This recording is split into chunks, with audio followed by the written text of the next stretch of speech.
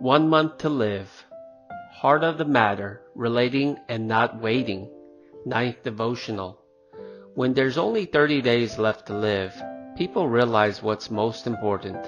That is relationships. We want to have a good relationship with friends, family, neighbors, and God, but it's not easy. The more we expect, the more disappointed we get, and the more we grow closer, the more we get hurt. There are many obstacles in love like betrayals, hurts, lies, and misunderstandings. When we grow tired of overcoming these obstacles, relationships become not about love but obligations and burdens. Family gatherings become obligations like company Christmas parties. Then when we are faced with death, that's when we desperately desire to connect hearts again. We would want to show them who we really are. We would want to say all that we would want to say and spend the time we've missed because of the excuse of being busy.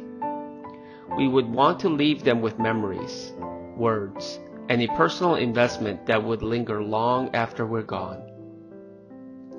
On the other hand, the longer we have left to live, we block out troubling relationships and want to ignore them. We want to be independent and live simply without relying on anyone. But when we're faced with death, we are overwhelmed with loneliness. It is because we have been created to be relational beings. Whether you're an introvert or an extrovert, it's not a personality trait, but it's our fundamental nature. So even when Adam and Eve sinned by eating the fruit of the knowledge of good and evil, they didn't do it alone, but they did it together. Our desire to be God led us to eat the fruit and brought upon selfishness. We each want to be our own God. We are relational beings, so we want to love others, have fun together, and be loved. But the selfishness of wanting to be God in us hurt and disappoint others. The closer the relationship, the more pain it causes. It hurts to be together, but we miss them when we're apart. What should we do? We need greater love. Love that's greater than the pain. Then we can love. The greater love is the love of the cross. There's a movie called The Bridge that demonstrates what greater love is. It's a story of a man who operates a drawbridge over a bay in a small town.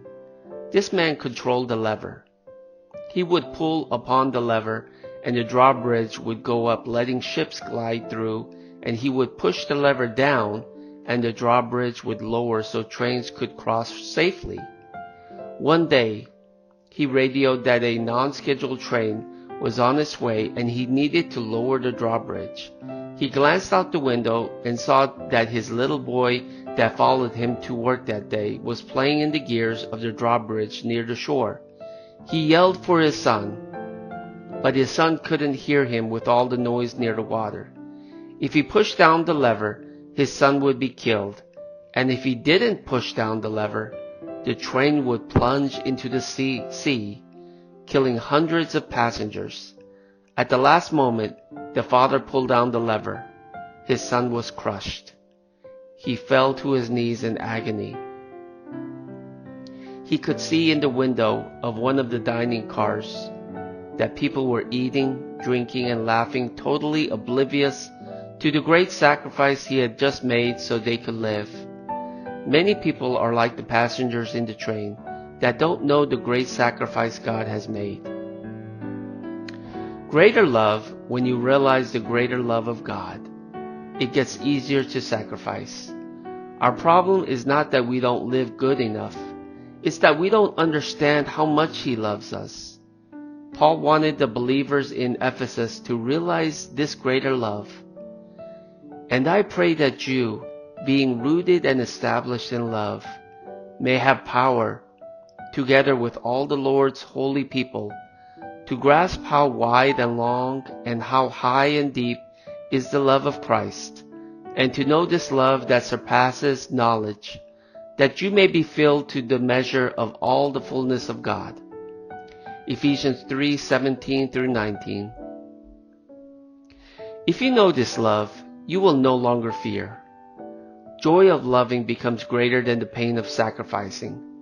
Even if you were the only person in this world, God still would have given His one and only Son to die on the cross. Even if you were the only passenger in that unscheduled train, He would have sacrificed His only Son and lowered the drawbridge. That's how much He loves you. Make a list of the people you would want to see and to share your heart with if you knew your time on earth was limited to one more month. What specific steps would you take to connect with one of them and share your heart? Choose someone you know you have hurt by your words, actions, or silence. Do you want to ask for forgiveness before it's too late? If you don't have the courage to meet up in person, write a letter or a card. Set the letter aside for a few days, and then reread it and decide if you should send it. Let's plan and spend precious time with precious people. Let's express our family, friends, house church members, how precious they are. Love gives us strength. Pastor Jung's commitments. Today, I imagined something. As soon as I wrote this I imagined a moment when someone insulted me. Then I'm filled with anger, and I imagine turning things around in that situation. Then I start to create my own scene. There's no mercy in this scene. Grace is hidden. There's only a hero in the name of justice, and that hero is me. Then I sigh, because that's not the heart of God that gives us. All of my previous unfortunate events taught me something, and I know that God has allowed these situations. If not for them, I would have been Judas Iscariot, the brothers that sold off Joseph, Esau, and Laban. It's hard to approach the peoples we've hurt, and the people who hurt us. So I have a method that I've been using, and if the Lord leads me to do it, I have to do this. It is when God overwhelms me with this love, and then I'm reminded of that person. At that moment, when I'm not entirely myself, I send them a Kakao Talk message saying, "I'm sorry. I hope you've been well. Thank you, and I love you." Then when I come to my senses, it's too late.